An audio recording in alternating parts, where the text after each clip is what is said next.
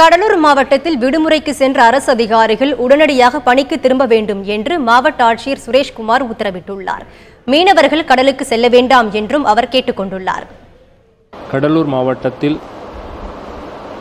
மழை மற்றும் காற்றினால் ஏற்படக்கூடிய பாதிப்புகளை போக்கும் வண்ணம் அனைத்து முன்னேற்பாடுகளும் செய்யப்பட்டுள்ளது. 13 குழுக்கள் அதிகாரிகளை கொண்ட குழுக்கள் ஏற்படுத்தப்பட்டு தயார் நிலையில் வைக்கப்பட்டிருக்கின்றார்கள். அந்த குழுக்கள் கடற்கரையை ஒட்டியுள்ள பகுதிகளில் உடனடியாக பாதிப்புகள் ஏதும் இருந்தால் உடனடியாக செயல்படுத்துவார்கள்.